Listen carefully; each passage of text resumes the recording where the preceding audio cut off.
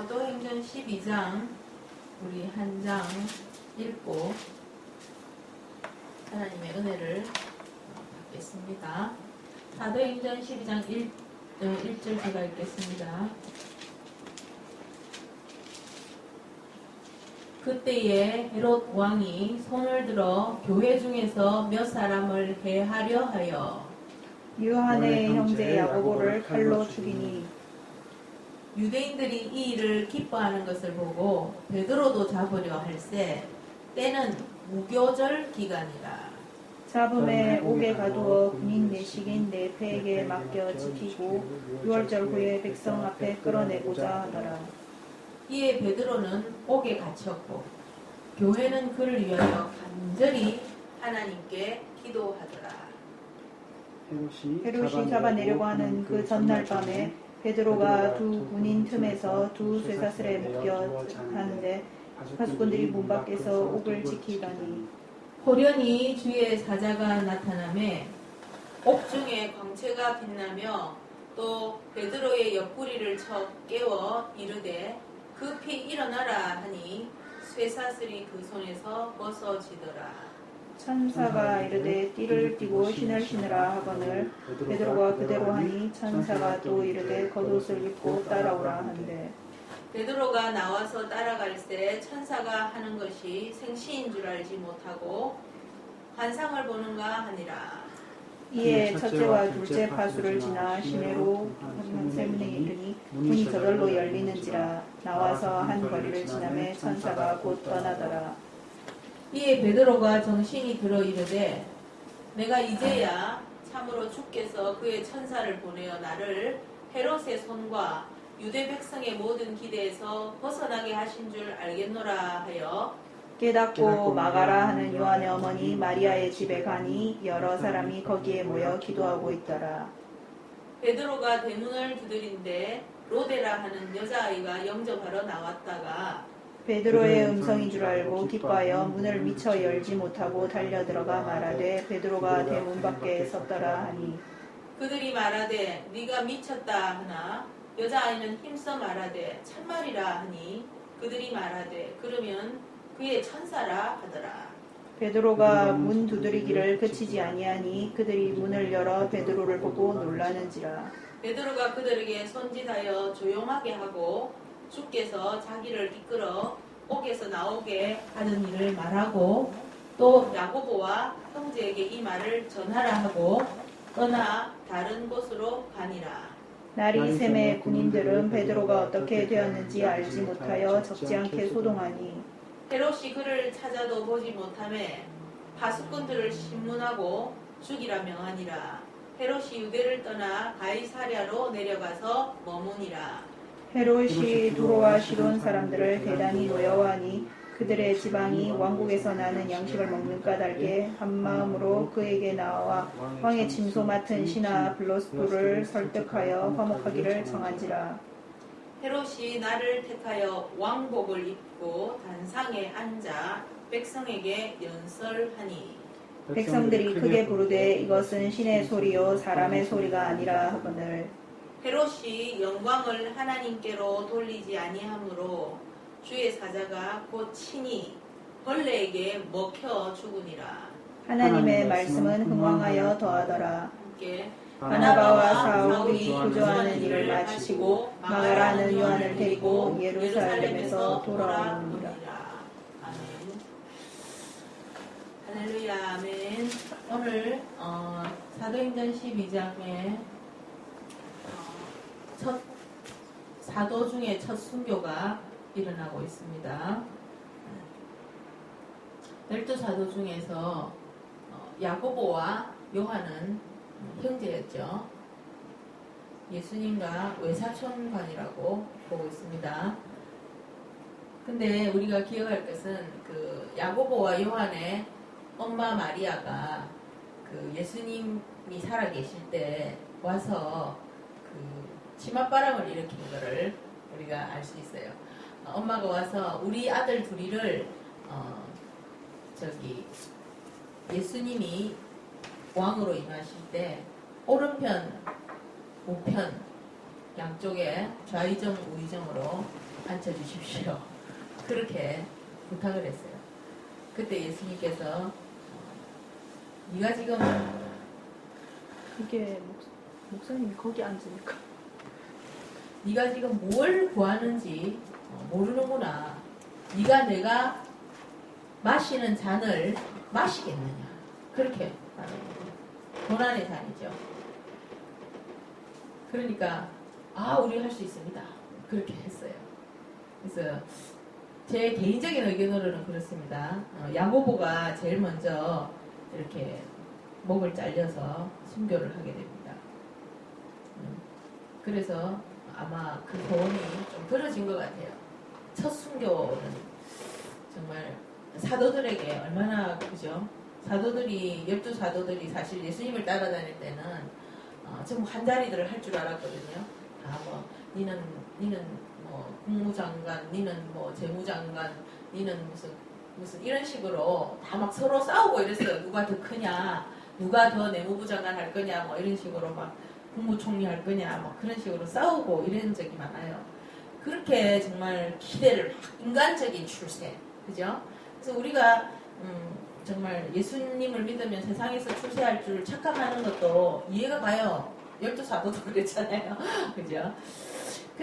막 그런 정말 그 로마로부터 이스라엘을 독립시키셔가지고 이제 우리 12는 정말 출세길이 열렸다. 여기서 우리는 중앙청에 들어가서 예수님과 함께 이 나라를 이제 다스릴 뭐 이런 꿈을 막 꾸었던 거예요. 그랬는데 어느 날 예수님이 돌아가시고 이제 사명이 영적 사명이라는 걸 알게 됐죠. 그리고 장차 하나님께서 예수님께서 이 땅에 재림하실 때 그때 자기들이 그런 정말 놀라운 영광을 차지하는 거지 그전에는 고난이 먼저 있다는 것을 깨달았어요. 고난이 없이는 영광도 없죠. 사실은 또 죽음이 없이는 부활도 없어요. 그래서 자기들이 각오를 하고 있었겠죠. 12사도가. 그리고 성령이 충만했으니까 또 죽으면 죽으리다 그렇게도 했을 것 같아요. 용감하게 막 이렇게. 그런데 막상 첫 순교자가 났을 때 이 6월절 때 야고보 이 사도가 그 초대교회의 그 수장이었다고 봅니다. 많은 사람이 초대교회 때 베드로가 수장이었다고 생각하는데 사실은 야고보가 수장이었다는 것을 우리는 성경을 연구해보면 알 수 있어요. 그래서 야고보 수장 대장을 우두머리죠. 보스를 제일 먼저 죽이지 않겠습니까? 누가 여기서 보스야? 이렇게 딱 물어서 쟤입니다. 쟤입니다. 이렇게 하지는 않았겠지만 접니다. 이랬겠죠. 그래서 아무튼 야고보를 목을 잘라 죽였어요. 그랬을 때 이 교회가 스데반이 돌맞아 죽었을 때는 또 집사니까 뭐 그렇게 또 했는데 이제 이 사도가 죽으니까 굉장히 긴장을 했을 것 같아요. 사실은 우리 중에 누가 한 명 목이 잘려 죽었다. 그럼 우리가 나머지가 얼마나 긴장하겠어요, 그죠? 그런 분위기라고 우리가 상상을 해보는 거죠. 그럴 때 이 유대인들이 너무 기뻐하는 거예요. 헤롯이 인기가 없었거든요, 유대인들에게. 근데 헤롯이 이 야고보를 딱 쳐 죽이니까 유대인들이 너무 기뻐해요. 헤롯 자기가 막 인기가 올라가는 거예요. 그래서 정치가들은 인기가 중요하잖아요. 인기를 얻기 위해서는 정치가들은 뭐든지 합니다. 정치 여러분 연설 들어가 보면요. 서로 욕밖에 안 해요.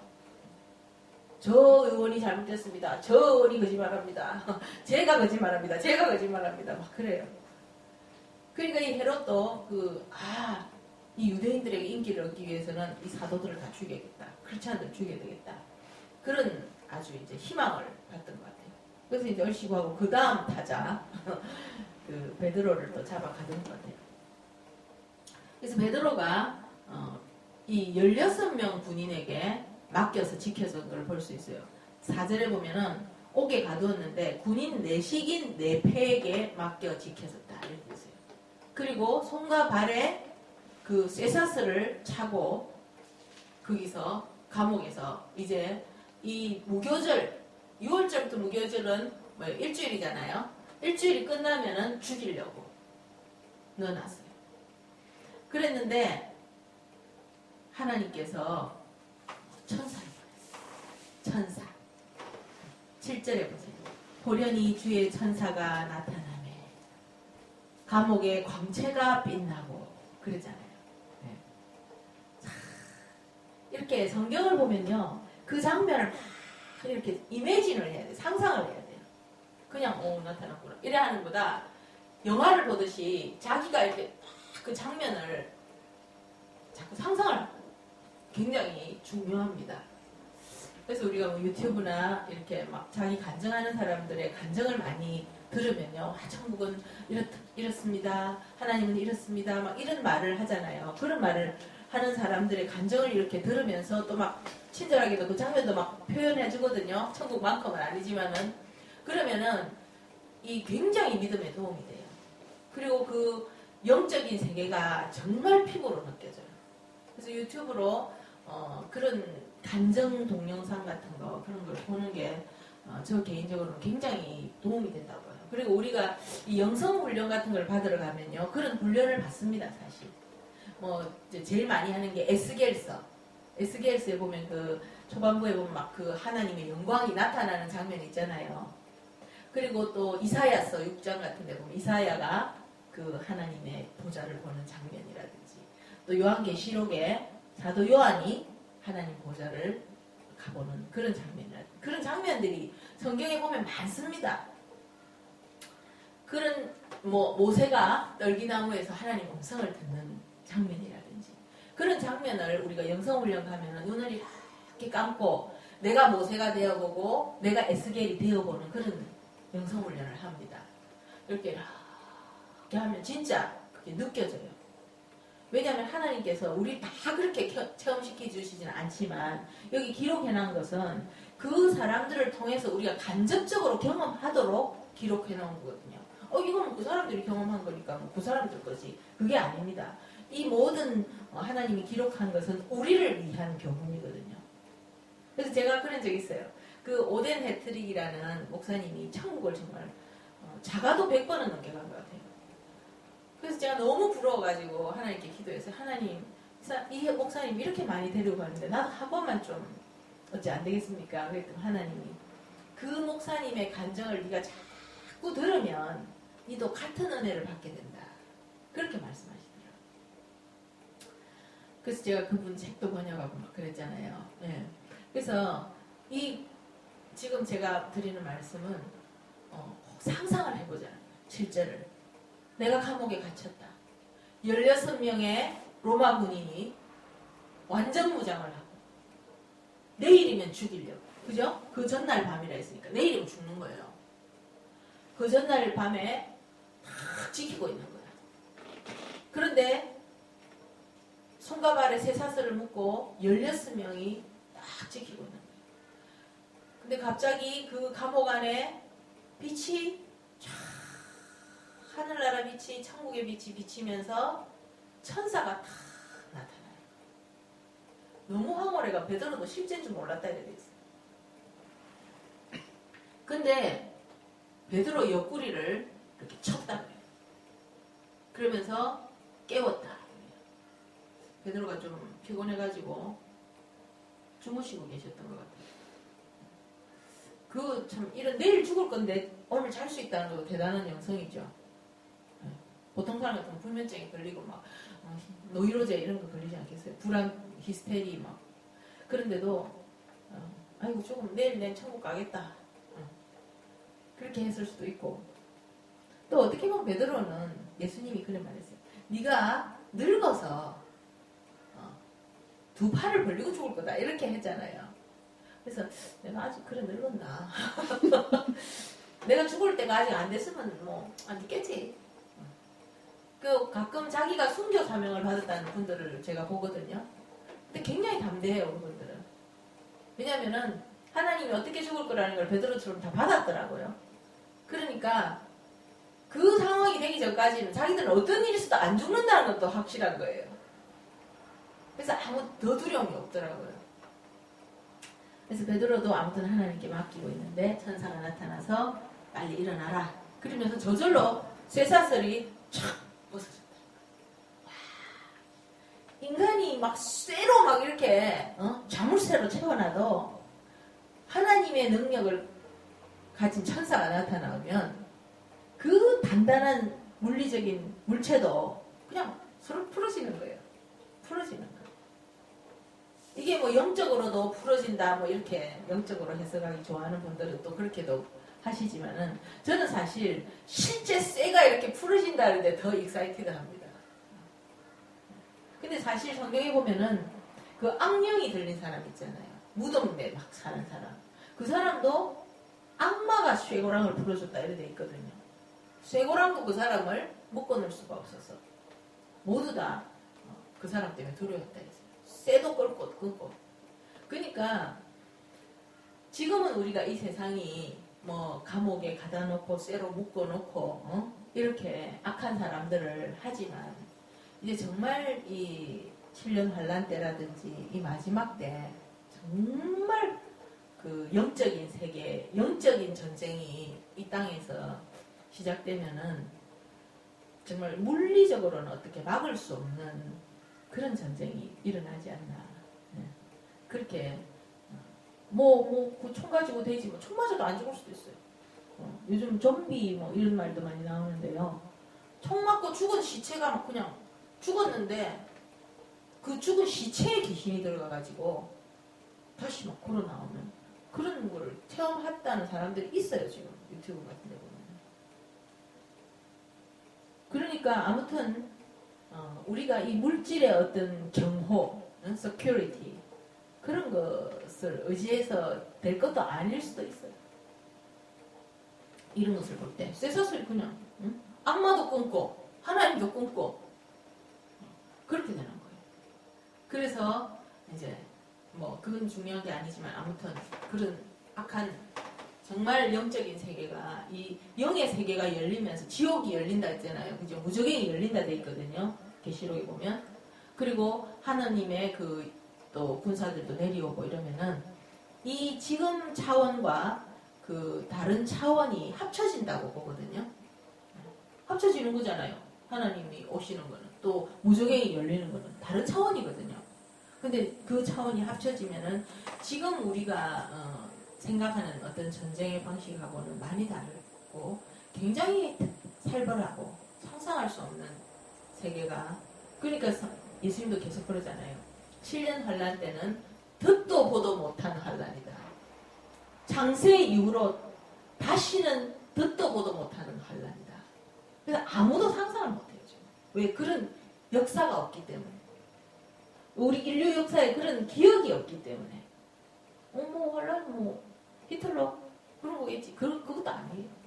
장세 이후로 그런 환란이 없다 이렇게 있거든요. 그래서 약간씩은 우리가 그런 것을 느낄 수 있어요. 이런 성경을 보고 천사가 나타난다든지 막 악한 사람을 쇠고랑으로 묶어놨는데 끊고 달려든다든지 또 뭐 좀비 같은 시체가 걸어다닌다든지 또 뭐 지금 뭐에 막 산 사람을 뜯어먹는 그런 미친 사람들이죠. 귀신이 들어가. 그냥 산채로 막 뜯어먹어요. 사람 달려들어가지고. 별의별 그리고 또 뭐 그 두중인 같은 사람은 막 피로 변하게 하고 그죠? 재앙을 하늘에서 불을 내리고 또 적그리스도도 하늘에서 불을 내리고 그걸 가만 그걸 우리가 또 이미진 해보면은 보통 장면이 아닌 것들이 거의 만화 같은 판타지 영화 같은 게 연출될 거라고 믿어지는 거죠. 성경을 보면. 아무튼 이 베드로가 탈출을 합니다. 그래서 이 쇠문도 막 열리고 10절에 보세요. 쇠문이 열린다 했잖아요. 그죠? 철문이 저절로 열리고 그래서 천사가 이 사거리로 나와가지고는 천사는 이제 가고 베드로는 그제야 11절 보면 정신이 들어서 야 내가 진짜 밖에 나와 있네. 꿈인 줄 알았더니 정말 내가 감옥을 탈출해가지고 나와 있네. 그래서 야 하나님께서 천사를 보냈구나.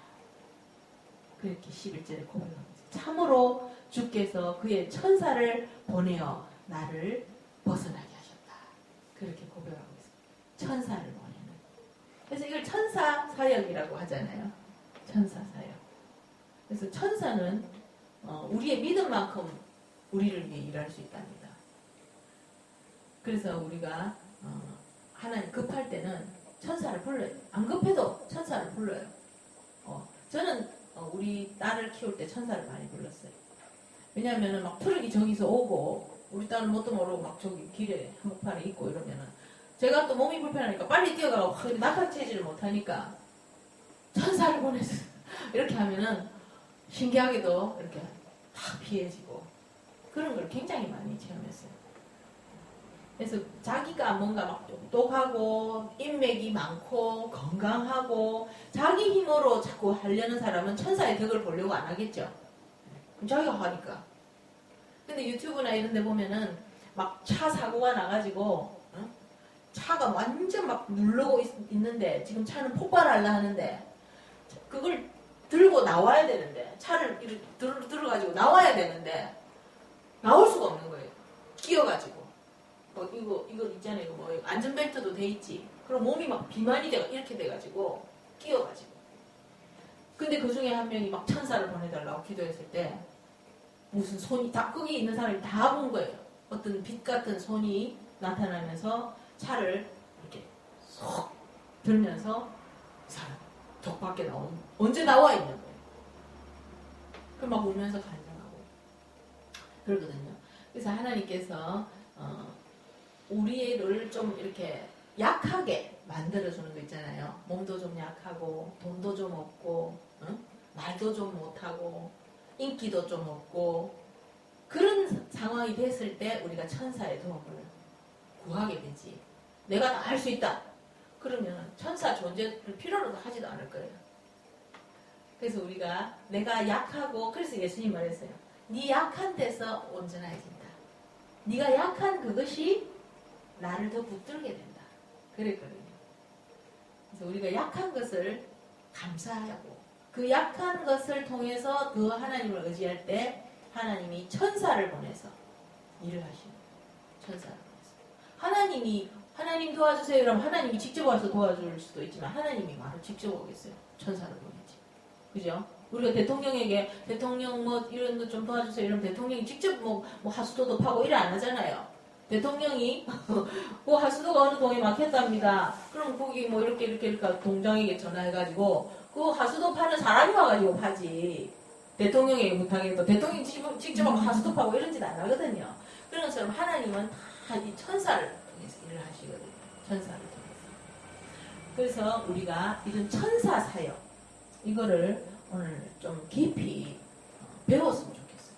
그래서 우리도 이제 슈퍼내추럴한 그런 시대가 오고 있고 마지막 때가 갈수록 우리 힘으로 물리적으로 쇠고랑도 악한 사람을 채울 수 없는 우리가 미친 사람이 하나 있다. 그리고 여기 막 쇠창살을 해가지고 가다놨다. 안전하다고 믿을 수 없는 거예요. 그 귀신이 극도로 들면은 그 쇠창살을 엿가락처럼 휘고 나올 수 있다는 거예요. 그런 악의 세력이 그만큼 강해지면 하나님의 그 슈퍼내추럴한 우리가 영적인 힘도 더 받아야 되는 것 같아요. 그래서 천사를 보내어서 우리를 도와주시고 우리 또 복음 사역을 특별히 도와주시는 그죠? 복음 사역을. 근데 또 재밌는 것은 야고보가 죽을 때도 천사가 안 와요. 그죠? 야고보는 또 뱀강목을 자르게 하시고 하나님이 또 베드로는 그 전날 천사를 보내서 구해주시는 거예요. 그러면은 차별하시네. 그런 생각도 할 수가 있죠. 그러나 이 모든 것을 합력해서 하나님께서는 복음의 진보를 가져온다고 봅니다. 저는. 이 야고보가 아까도 말했지만 죽었으므로 이 교회 전체가 굉장히 긴장을 하면서 더 뭉치지 않겠어요. 그죠? 그래서 여기 보면은 이 교회는 정말 기도를 많이 했다고 돼 있어요. 어디 있죠?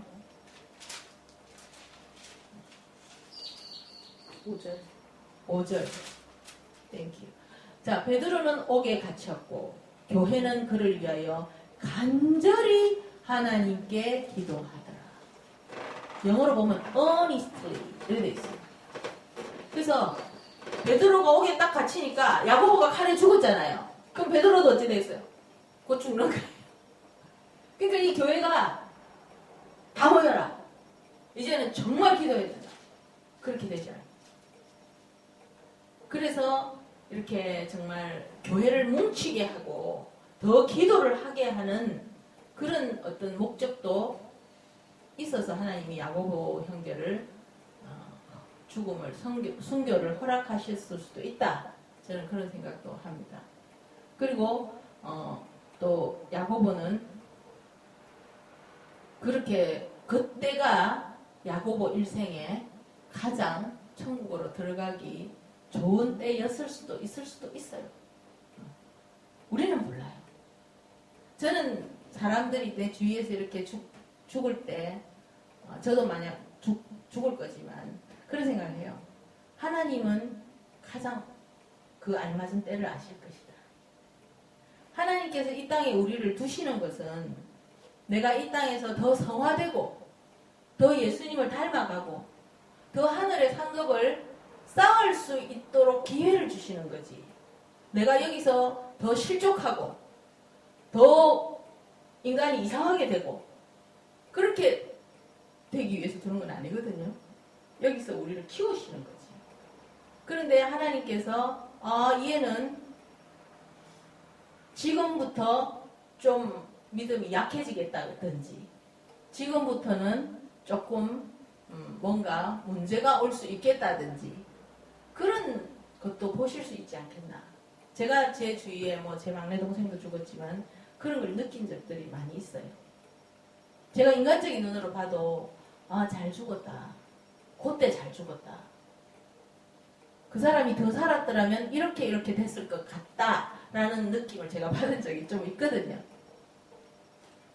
그래서 야고보가 어떻게 될지는 모르지만은 제가 볼 때는 그런 여러 가지 하나님께서는 1.1핵도 오차가 없으시고 실수가 없으시기 때문에 하나님이 마귀에게 어떻게 당해가지고 야고보를 죽게가 문구해냈다 이런 건 아닐 거 아니에요. 하나님께서 허락하시는 거예요. 그 증거가 베드로잖아요. 구하시려 하면 이렇게 구하실 수 있는 거예요. 그런데도 하나님은 야고보 본인이나 교회를 위해서 이 죽음을 허락하셨을 거다. 그래서 우리도 다 누구나 죽잖아요.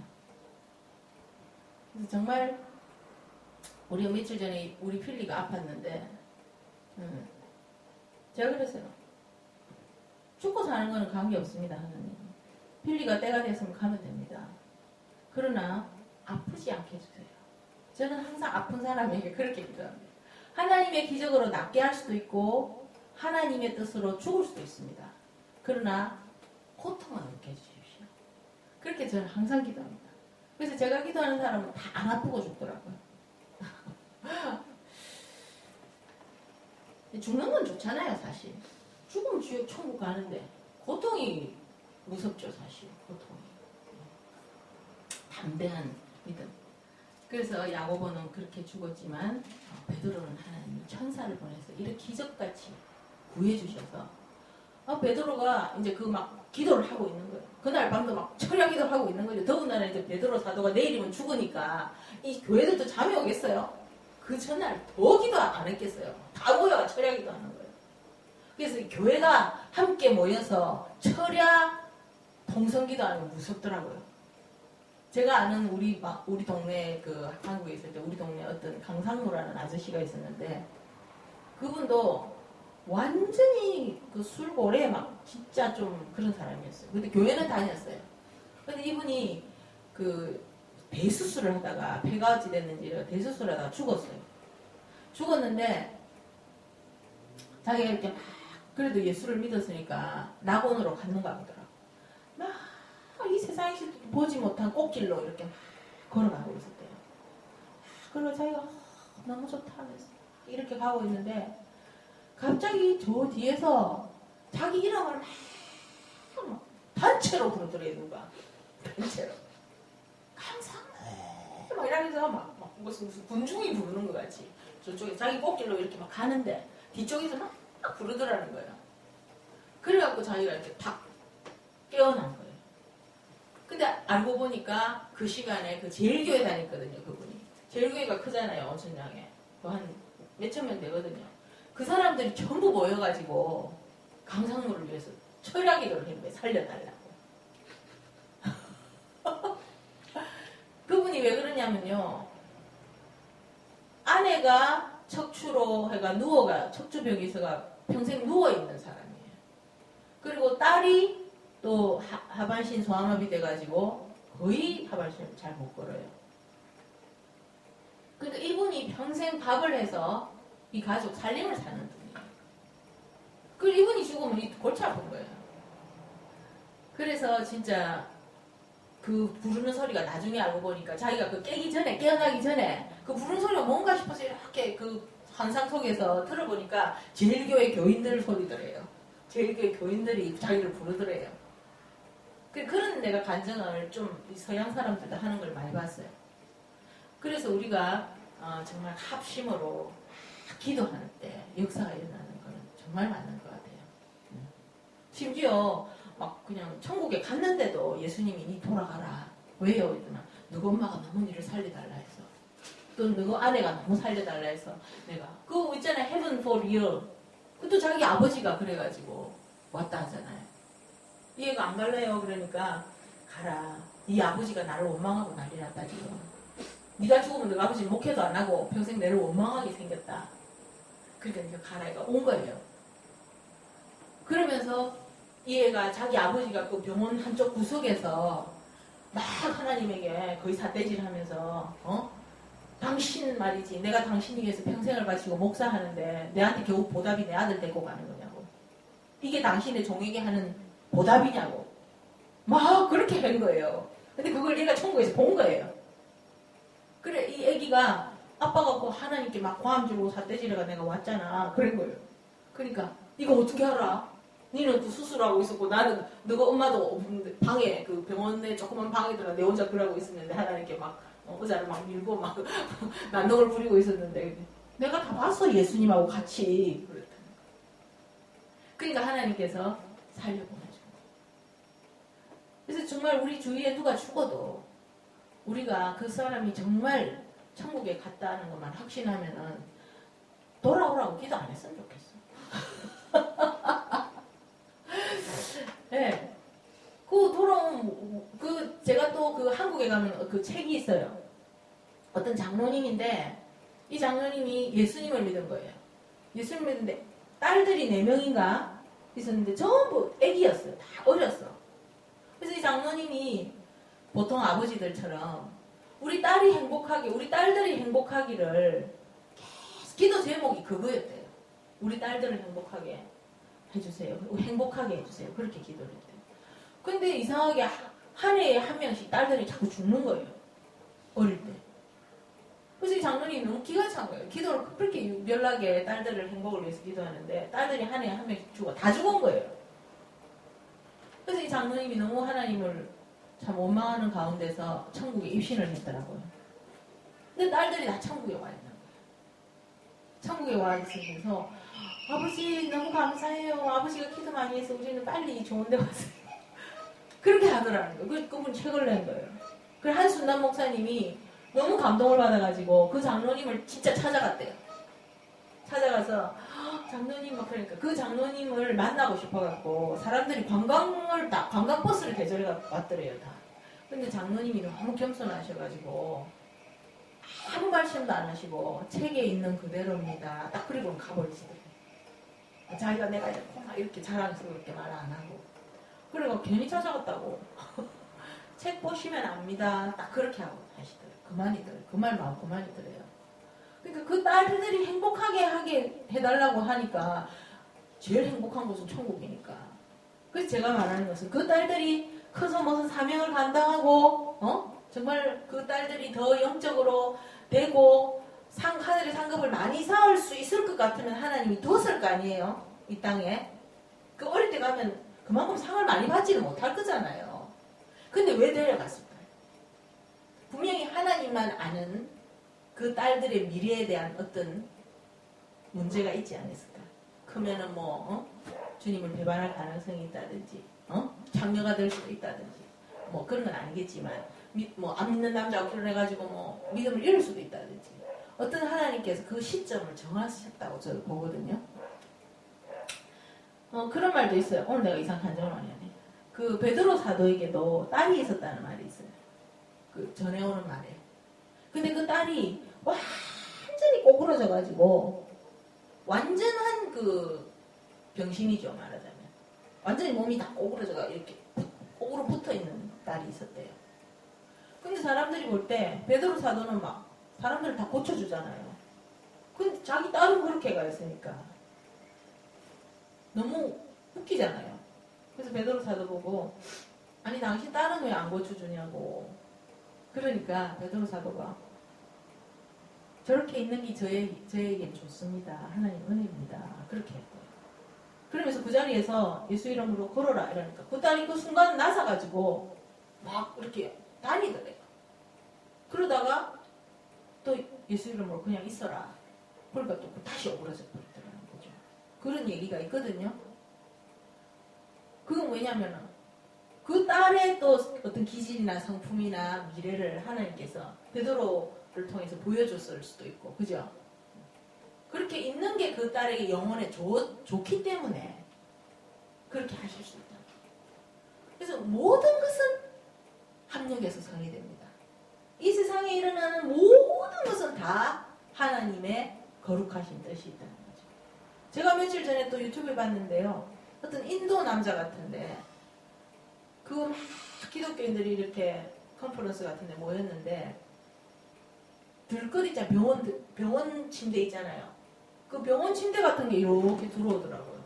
근데 그 엎드려가지고 어떤 남자가 이렇게 막 두 손으로 휠체어인데 침대 휠체어인 거예요. 체어가 아니죠. 휠베드. 휠베드인 거예요. 그래 양손으로 이렇게 하면서 들어오더라고요. 들어와서는 마이크를 잡고 상체만 이렇게 하체가 완전히 마비됐나 봐요. 상체만 이렇게 엎드려가 이렇게 들어가지고 하나님께 찬양을 해요.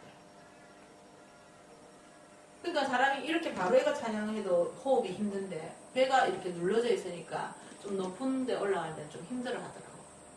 그래서 잘해요, 제가. 근데 우리가 믿음의 어떤 그런 걸 잘 모르는 사람은 저 사람은 저렇게 세계적으로 누구 찬양하고 다니는데도 하나님 안 나서주나? 왜 안 고쳐주나? 믿음이 없어서 그러나? 응? 그런 게 아니거든요. 내 은혜가 네게 족하다. 하나님께서 나에게 주신 지금 이 환경은 나에게 내 영혼에, 특히 내 영혼에 가장 좋은 환경입니다. 우리가 이 조그만 무슨 별을 모을 키우든지 조그만 무슨 팔을 한 포기를 키워도 그걸 신경을 쓰잖아요. 야간 햇빛이 하루에 몇 시간 드는지 물은 몇 번 줘야 되는지 신경을 써서 그 자리를 놔놓지. 그 아무렇게나 놔놓지 않거든요. 그래서 하나님께서 우리를 이 자리에 이 시간에 이 시대에 살게 하는 것은 이런 환경에 있게 하시는 것조차도 좋은 것, 내 생각에 그게 좋은 것이다 나쁜 것이다 이렇게 절대평가를 상대평가를 하면 안 될 것 같아요. 하나님은 내 영혼의 상태를 아시고 내 영혼에 어떤 영양분을 지금 주고 계시는지 모르기 때문에 그래서 항상 감사해요. 오늘 우리 찬양했잖아요. 항상 기뻐하라 쉬지 말고 기도하라 범사에 감사하라. 그 말이 저도 옛날에 결혼할 때 하나님이 저에게 주신 말씀이에요. 결혼하는 날 새벽 기도를 갔는데 하나님께서 그 말씀을 주셨어요. 대체로 그 말씀을 받으면 참 힘든 삶이 오더라고요. 왜냐하면 항상 기뻐하기 어렵고 범사에 감사하기 어려운 삶이 오더라고요. 그 다음에 그래서 그 말씀을 주셨구나 하는 걸 이제야 알겠더라고요. 아무튼 말이 많이 엇나갔지만 우리는 야고보의 죽음과 베드로의 구출을 가지고 하나님의 어떠한 섭리도 내 머리로 내 IQ로 이해가 안 돼도 내 감정으로 이해가 안 돼도 하나님의 큰 뜻을 믿고 감사해야 된다는 거죠. 하나님은 그래서 하나님을 따라가는 삶 또 이 인류 전체의 어떤 역사 이 모든 것은 큰 퍼즐과 같습니다. 우리 퍼즐러 있죠? 큰 퍼즐이에요. 그래서 나도 그 퍼즐의 한 피스가 다 되는 거죠. 그래서 우리가 그 퍼즐이 너무나 큰 퍼즐이기 때문에 이렇게 막 드문드문 나아질 때는 이게 도대체 무슨 그림인지 도저히 알 수가 없어요. 그러나 그게 많이 맞춰지면 대충 어떤 그림이 나온다는 거죠. 근데 우리는 생각이 작기 때문에 인간은 작은 그림을 자꾸 만들어요. 내만의 퍼즐을 만들어요. 내가 뭐 이렇게 살고 이렇게 행복하고 이런 거 있잖아요. 특히 육신을 중심으로 해서 내만의 어떤 작은 퍼즐을 자꾸 맞추려 하거든요. 근데 나라는 이 인생의 삶의 순간순간의 피스는 하나님의 큰 퍼즐에 맞춰지는 피스지. 나라는 조그만 나라는 인생도 있어요. 피스가 그 퍼즐이. 그러나 하나님의 그 큰 퍼즐에 맞는 내 퍼즐이 있지. 내가 어떤 만들어내는 퍼즐은 그 큰 퍼즐에 맞지 않습니다. 그래서 하나님을 발견하여 나를 발견한다. 그런 걸 말할 수 있죠. 하나님의 뜻을 발견하고 내 포지션을 발견하는 거예요. 그래서 세례 요한 같은 경우도 예수님께서 저 제자들하고 막 세례를 저쪽에서 줍니다. 바리새인들이 와서 이간을 붙이잖아요. 당신에게 오던 세례받는 사람들이 말하자면 우리로 말하면 당신 성도가 다 저쪽 교회로 갑니다. 그런 거예요. 그러면은 세례 요한이 자기 인생 퍼즐만 생각하면 기분 나빠야죠. 그래? 어디 배신하고 있어? 이렇게 생각할 수도 있죠. 그러나 세례 요한은 그는 흥하고 나는 취하여야 하리라. 그렇게 말합니다. 그게 뭐냐면 역사에 자기의 퍼즐을 아는 거예요. 성경을 우리가 공부해보면 그게 겸손입니다. 자기의 피스를 찾아내는 거예요. 그리고 그렇게 나를 그 피스를 주신 하나님을 감사해야 되는 거예요. 그리고 자기는 그 피스로서 하나님께 그 자리에 있으면 하나님께 영광이 되고 어떤 피스도 더 중요하고 덜 중요한 피스가 없어요. 그래서 그것을 정말 자기 깊은 마음속에서 느끼고 감사하게 되면 그것이 수고하고 무거운 짐을 벗는 길이라고 봅니다. 저는. 수고하고 무거운 짐을 진 자들아 내게로 오라. 나는 온유하고 겸손하니 내게 와서 힘을 얻으라. 그러잖아요. 그죠? 온유하고 겸손하면 마음에 쉼이 옵니다. 온유하고 겸손하면 그 마음에 무거운 수고하는 짐들이 다 벗어진다. 이 말씀도 하나님 내게 직접 주신 말씀이에요. 온유하고 겸손하면 내 마음에 그런 어떤 내가 막 되고 싶고 하고 싶고 다른 사람과 비교하고 그런 열등감, 우월감 이런 것들을 다 내려놓기 때문에 마음이 샬롬입니다. 그죠? 그래서 온유하고 겸손한 사람은 하나님의 평강을 얻을 수 있다. 누가 바보야 이러면 그래 내가 좀 맹한 데가 있지. 이렇게 해버리면 편하잖아요. 내가 왜 바본데? 막 이렇게 하면 불안하잖아요. 그죠? 그래도 내가 좀 맹한 데가 있어도 또 하나님 은혜로 사는 거지. 그리고 또 내일 내가 또 IQ가 좀 좋아질 수도 있지. 그렇게 믿음을 또 가지면서. 그래서 항상 온유하고 겸손하게 하나님의 뜻으로 감사하면서 살아요. 이 교인들도 그렇잖아요. 만약에 교인 중에 좀 삐뚤어진 교인이 있다. 아니 야고보는 왜 죽였어 하나님이? 베드로는 저를 구해주면서 나 하나님 이상하다. 나 하나님 안 믿겠어. 이러고 나갈 수도 있어요. 시험이 들 수도 있어요. 시험 들 인간은 어째도 시험이 들어. 그죠? 제가 교회를 꽤 오래 해봤는데요. 시험 들 사람은 어째도 시험 들어요. 목사님 때문에 시험이 들었어요. 그 사람은 내 때문에만 시험 드는 게 아니고 어디 가도 누구에게도 시험이 들게 돼 있어요. 왜? 시험하는 마음이 그 안에 있기 때문에. 자, 아무튼 이제 말씀을 슬슬 줄이겠습니다. 오늘은 뭐 별 그게 없어요. 베드로 이거 뭐 나와가지고 베드로가 이렇게 하고 이제 떠나게 되죠. 그래서 베드로는 이때부터 이 사도행전에서 좀 안 나옵니다. 좀 이렇게 피신을 좀 다니면서 가끔씩 나오죠. 그 다음 이제 헤롯이라는 사람이 나옵니다. 헤롯이라는 사람이 이 왕인데 이 사람이 교만하다가 또 죽는 장면이 나와요. 그러고 얘 둘이 죽네, 그죠? 야곱 하나 죽고 헤롯 죽고. 근데 헤롯은 왕인데 인간이 죽일 수가 없는 사람이잖아요. 그때 당시로는.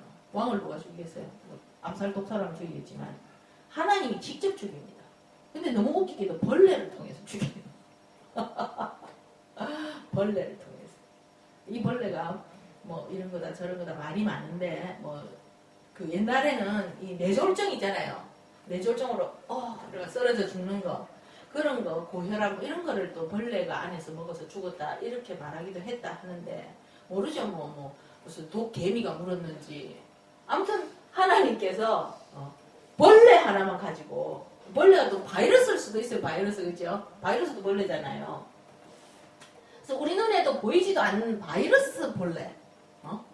진짜 하나님께서 이 지가 잘났다고 하는 이런 왕도 눈에도 안 보이는 벌레 한 마리만 보내면 죽이는 거예요. 그래서 정말 하나님이 하시는 일은 우리는 절대로 뭐 알 수가 없어요.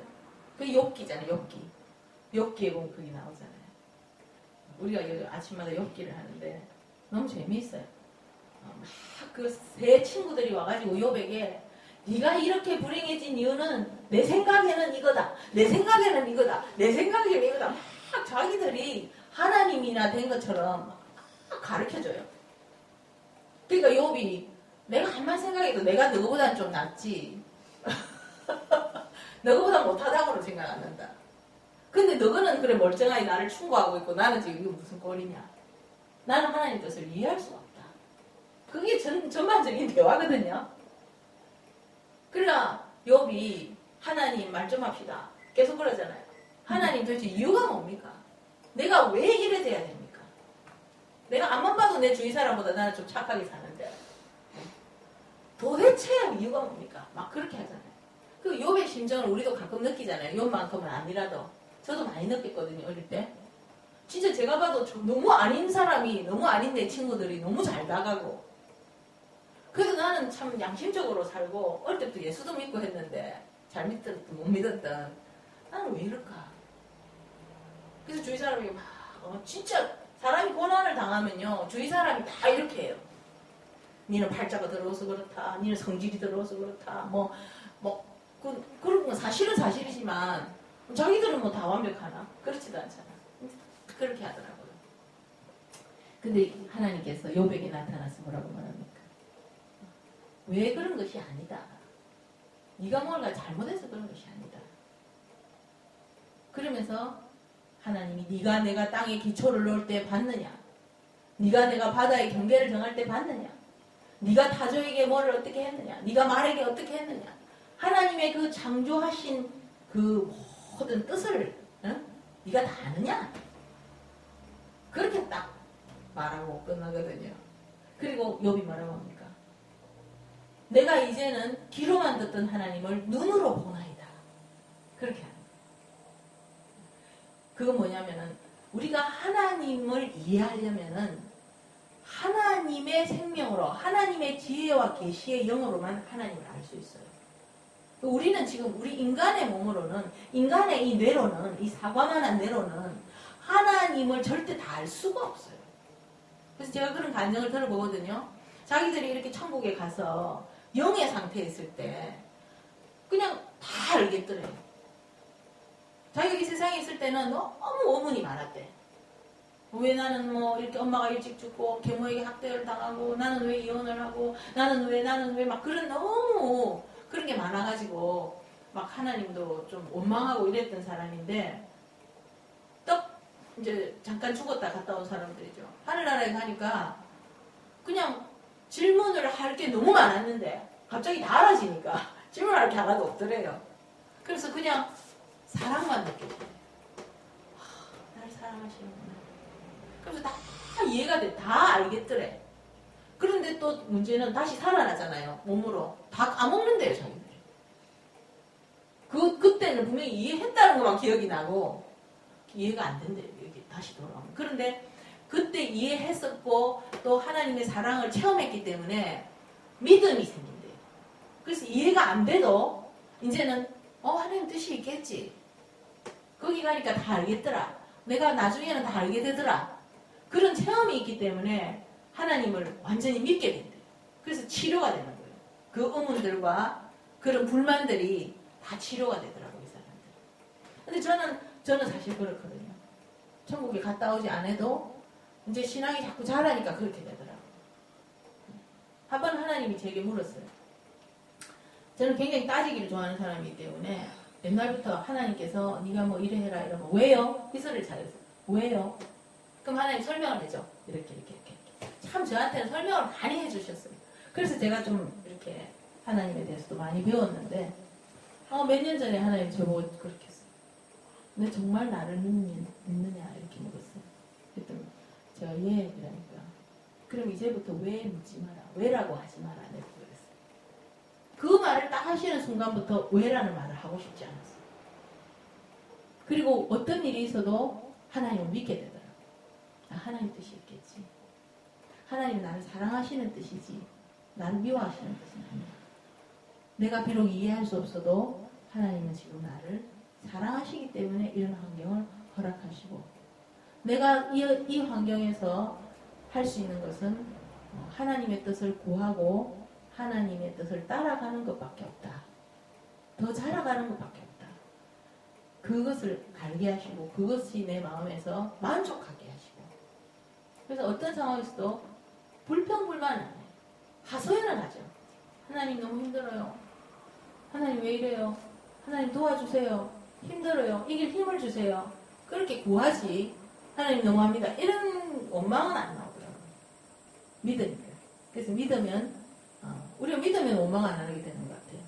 근데 이 헤롯은 헤롯하다가 또 어떻게 그렇게 안 되는지 모르겠어요. 늙으면 이래요.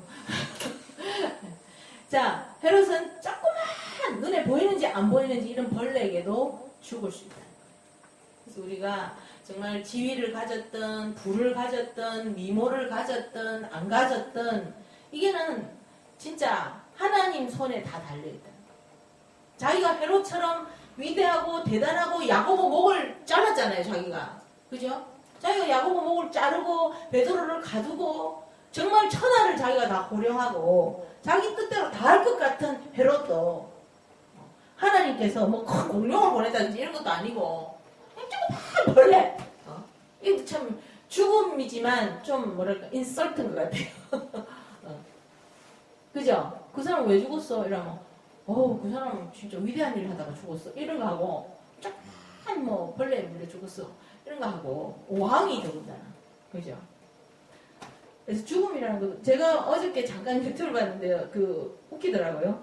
3대가 할아버지, 아버지, 아들, 손주 이 3대가 다 같은 곳에서 좀 세월이 지나서 같은 곳에서 벼락을 맞고 죽었더라고요. 같은 날짜에 또. 희한하죠? 그런 것도 참 너무 재밌어요.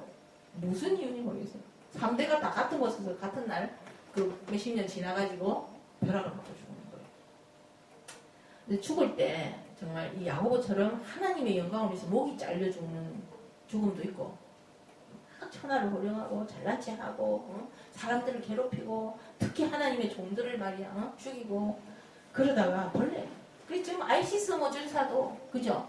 하나님이 살려놓는 저 사람들도 회개하라고 살려놓는 건데 해도 그 대장도 하나님이 조그만 벌레만 하나 보내면 언제 죽을지 몰라요. 무슨 특공대 FBI CIA 안 가도 우리가 기도하면 이 교회가 기도하니까 또 이런 일이 일어났을 거 아니에요.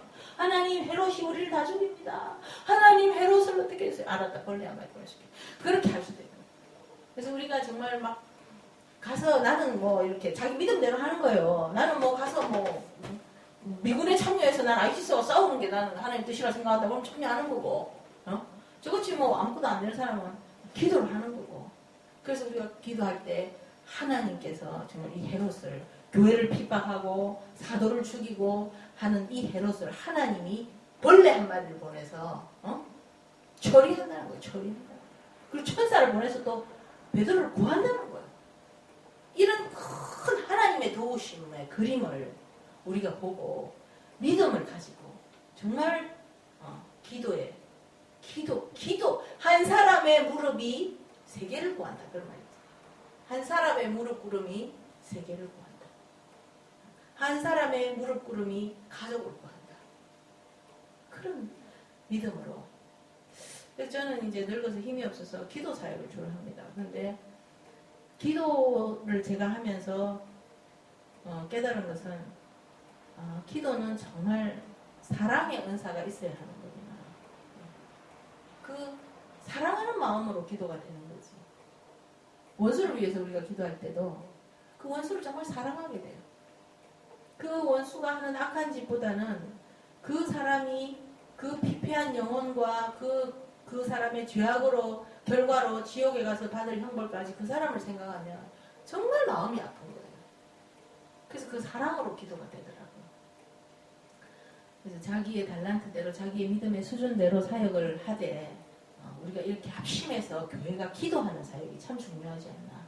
이 세계 교회가 우리가 정말 한 마음으로 기도를 할 때 하나님께서 그 사내립의 군사도 그죠? 천사 하나가 와가지고 몇 명이에요? 10몇 만인가? 18만 5천 명. 한 방에 천사 2명도 안 왔어요. 한 명이 와가 다 죽였어요. 그래서 이런 믿음을 왜 하나님이 기록해놨겠어요? 왜 기록해놨겠어요? 그냥 읽으라고? 아니, 우리도 이 믿음을 가지라는 거죠. 문제가 크면 믿음도 커요. 이 세상이 악이 지금 크기 때문에 교회도 더 큰 믿음으로 대처해야 된다는 거죠. 저는 깨닫고 있습니다. 할렐루야. 아멘. 기도합시다.